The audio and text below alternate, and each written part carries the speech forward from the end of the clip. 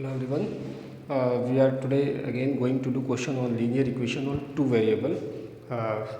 जो कि क्वेश्चन आज फिर हमारे सामने बोर्ड पे दिया हुआ है. क्वेश्चन किस पे करना है हमको? Linear equation in two variable.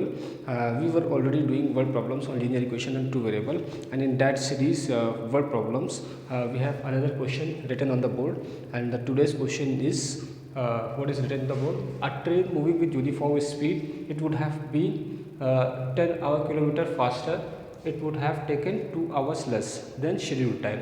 If slower by 10 kilometer per hour, it taken 3 hours more. Find distance. This what is given. Train is moving with uniform speed. If it is has been 10 kilometer hour faster, it would have taken 2 hours less than what is scheduled time. And if it is slower, then definitely it will take more time, and that more time is again 3 hours more. Okay. तो question what is given. Question क्या दिया हुआ है कि कोई train है जो एक फिक्स स्पीड यूनिफॉर्म स्पीड नियत गति से चल रही है. अगर उसकी स्पीड ठीक है, अगर उसकी स्पीड 10 किलोमीटर पर आवर की स्पीड से अगर बढ़ा दी जाए तो उसको जो समय लग रहा है वो 2 घंटे कम लग रहा है.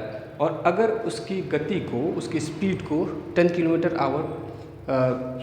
पर आवर से कम कर दिया जाए तो वह 3 घंटा और अधिक समय ले रही है. इस स्थिति में हमको डिस्टेंस बताना है कि वो कितना डिस्टेंस कवर कर रही होगी. Okay fine. तो I hope everybody understood what is the question written here. Now let's do the solution. Okay. So एक बेसिक कॉन्सेप्ट जो हम लोग को पता होना चाहिए या पता है. फाइन. क्या हम लोग जानते हैं? Speed equal to distance upon time.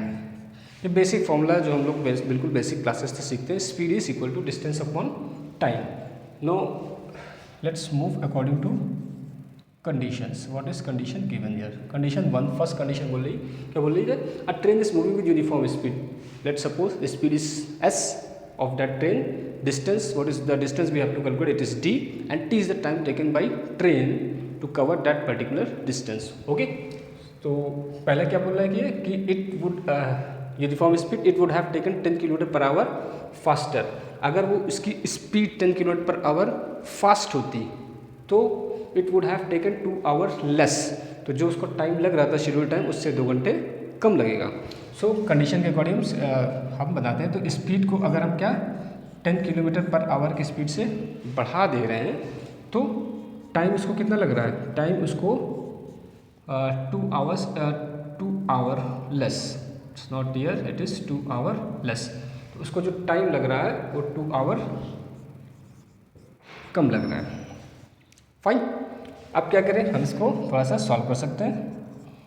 तो ये हो सकता है s + 10, ये उधर जाके मल्टीप्लाई हो जाएगा, t - 2 = d. Fine. This is d. तो मल्टीप्लाई करें तो ये क्या हो जाएगा? st - 2s + 10t. 10 × 2 is -20 = d. Fine. अब इस इक्वेशन को थोड़ा सा और सिंप्लीफाई करें तो यहाँ पे देखेंगे तो st ये मल्टीप्लाई कर d के लिए, तो यहाँ से आप निकालोगे d = क्या हो जाएगा? st² आप इक्वेशन 1 बोल सकते हैं यहाँ पे. फाइन. तो d = st इस इक्वेशन से आ जाएगा. उस इक्वेशन को यहाँ पे सब्स्टिट्यूट कर दें. st की जगह अगर हम यहाँ d रख सकते हैं इस इक्वेशन से यहाँ पे. ठीक है. तो st की जगह हम क्या लिख दें यहाँ पे? d. तो d - 2s + 10t - 20 = d. आप देख रहे हैं इधर भी d इधर भी d, दोनों साइड से कैंसिल आउट हो जाएगा d. ठीक है. तो d को आप हटा सकते हैं दोनों साइड से. अब क्या बच रहा है? लिख सकते हैं इसको -2s + 10t = 20. इसको चाहो तो आप इक्वेशन नंबर 2 बोल सकते हैं. ठीक है. तो क्या आ गई फाइनल इक्वेशन? -2s + 10t = 20. अब सेकेंड कंडीशन देखते हैं क्या है हमारी. कंडीशन 2. सेकेंड कंडीशन में बोल रहा है कि if it is slower by 10 kilometre per hour. जो ट्रेन की स्पीड है उसकी अगर स्पीड को 10 किलोमीटर आवर कम कर दिया जाए, अगर स्पीड ट्रेन की कम कर देंगे तो इट्स श्योर कि जो उसको टाइम डिस्टेंस कवर में वो ज़्यादा लगेगा. तो डेट इज़ गिवन हियर कि जो उसकी स्पीड अगर 10 किलोमीटर आवर हम डिक्रीज़ कर दे रहे हैं तो उसको जो टाइम लग रहा है वो पहले जो भी शेड्यूल था उससे 3 घंटे ज़्यादा लग रहा है. फाइन. तो हम लोग फिर अगेन इस कंडीशन के अकॉर्डिंग में, तो जो कंडीशन क्या बोला है? स्पीड को अगर स्लोअर कर रहे हैं तो स्पीड को स्लोअर कितना कर रहे हैं? 10 किलोमीटर आवर कम कर दिया. ठीक. तो ये क्या डिस्टेंस और जो टाइम अभी लग रहा है वो क्या 3 घंटे और अधिक समय लग रहा है उसको. टाइम क्या हो गया? t + 3. Again you can multiply here, solve s minus 10 into t plus 3 is equal to d. S into t is st plus 3s minus 10t and 10 into 30 is minus 30 is equal to d. Again हम यहाँ पे st को d लिख सकते हैं, तो यहाँ पे आप d लिख दिया इसको, तो t बराबर d क्या हो जाएगा, plus 3s minus 10t minus 30 is equal to d and 2 here cancel out. Final equation is 3s minus 10t is equal to 30. This is equation number 2. सो अब 2 ऑलरेडी थी तो इसको हम इक्वेशन नंबर 3 लिख सकते हैं, क्योंकि फर्स्ट इक्वेशन ये थी, सेकंड ये, थर्ड ये, तो 3 इक्वेशन हमारे सामने आ गई हैं. Fine, we can see here. अब फिर हमको we can see these are standard form of linear equation 2 variable. तो लीनियर इक्वेशन 2 वेरिएबल की जो इक्वेशन होती है उसी फॉर्म में है. 2 वेरिएबल यहाँ पे है s और t, और आपके पास 2 equation, equation number 2 and equation number 3. फिर हमको इसको सॉल्व करना है. We can apply any method which we know. We can what we are going to do is elimination method. अब यहाँ पे ध्यान से अगर आप कॉन्सेंट्रेटली देखें तो यहाँ पे 10t लिखा हुआ है, यहाँ पे माइनस 10t लिखा हुआ है. फाइन, तो इस सबसे आसान तरीका इन दोनों को आप आसानी से एलिमिनेट कर सकते हैं, क्योंकि दोनों के कोफिशिएंट सेम है and sign is also different. So what you have to do, you simply have to add them and this both will be cancel out and we will get the value of s. Okay, so what next step is, you simply have to add equation number 2 and equation 3. What we are doing, adding equation 2 and equation 3. आप क्या करें, दोनों equations को add कर दे रहे हैं. Fine, अब देखिए 3s है, ये माइनस 2s है, तो चाहे तो सारी वैल्यू लिख सकते हैं यहाँ पे. ठीक, तो यहाँ पे माइनस 2s है, यहाँ पे 3s है, तो माइनस 2s प्लस 3s, ये s वाली वैल्यूज हो गई. फाइन, फिर 10t माइनस 10t, t वाली एक साथ लिख ले, तो हो जाएगा 10t माइनस 10t, और इधर हो जाएगा 20 प्लस 30. इधर क्या हो गया, 20 प्लस 30. फाइन, अब देखिए minus 2s plus 3s is s and plus 10t minus 10t is 0. तो s plus 0 is 20 plus 30 is 50. So finally what you get, s equal to 50. Fine, तो हमारे पास यहाँ पे s की वैल्यू आ गई, यानी कि उसकी स्पीड आ गई. हमको क्या फाइंड करना था, डिस्टेंस फाइंड करना था. तो s से काम नहीं चलेगा, सिर्फ हमको टाइम भी चाहिए होगा, क्योंकि इस डिस्टेंस इक्वल टू क्या होता है, speed into time. Now substitute this value in any of the equation you know, second और थर्ड. फाइन, सेकंड या थर्ड किसी में रख देते, तो हम इसको सेकंड इक्वेशन में रख के देखते हैं क्या होता है. पुटिंग इन इक्वेशन 2 में इसको रख रहे हैं s की वैल्यू, तो क्या हो जाएगा, माइनस 2 इंटू 50, s की वैल्यू 50 यहाँ पर रख दी, plus 10t is equal to 20. Fine, 2 into 50 is 100 plus 10t equal to 20. अब क्या करेंगे, इसको राइट साइड लेके चले जाएंगे, तो 10t बराबर क्या हो जाएगा, 20 plus 100 and that is equal to 120. And final t आप कैलकुलेट करेंगे तो क्या हो जाएगा, 120 अपॉन 10.